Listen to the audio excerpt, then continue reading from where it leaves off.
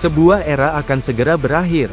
Pemain yang selama satu dekade menjadi jantung permainan Manchester City, akhirnya akan melangkah pergi. Kevin De Bruyne, sang maestro lini tengah, memutuskan untuk menutup bab terakhirnya bersama The Citizens. Tapi, mengapa keputusan besar ini harus diambil sekarang?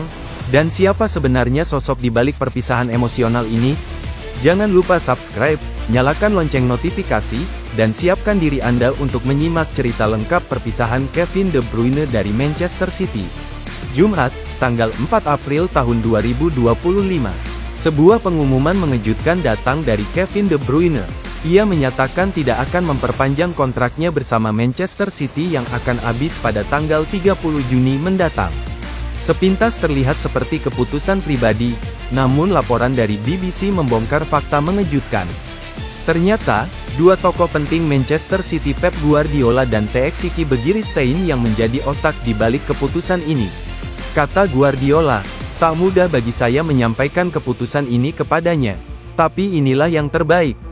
Sebuah kalimat singkat yang menyimpan makna dalam. Di balik ucapan itu, ada pertimbangan panjang, analisa mendalam, dan mungkin, rasa sakit.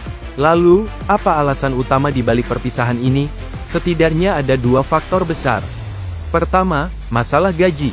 Kevin De Bruyne adalah pemain dengan bayaran tertinggi di skuad City sekitar 400.000 pound per pekan. Jumlah yang sangat besar, bahkan untuk klub sekaya Manchester City.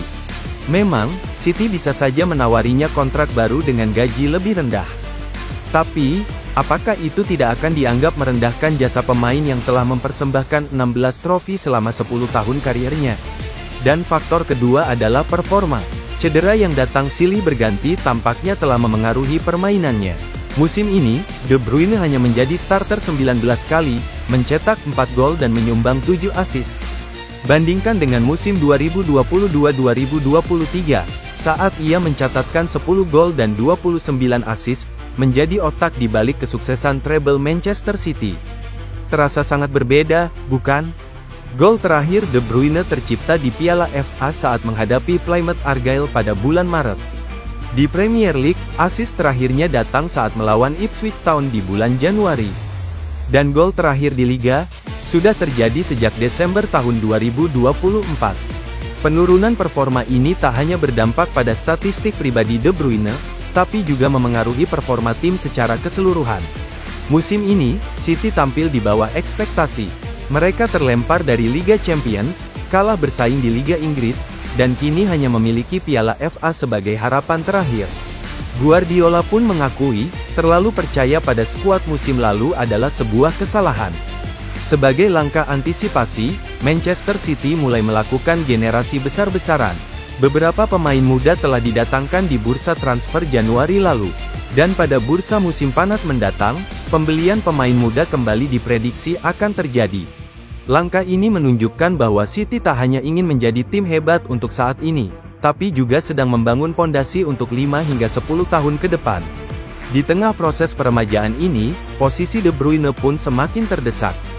Tetap bertahan berarti harus rela jadi pemain pelapis, dengan gaji tinggi, dan tekanan untuk kembali tampil seperti masa jayanya. Dan pada akhirnya, kepergian adalah pilihan paling masuk akal, sekaligus paling elegan.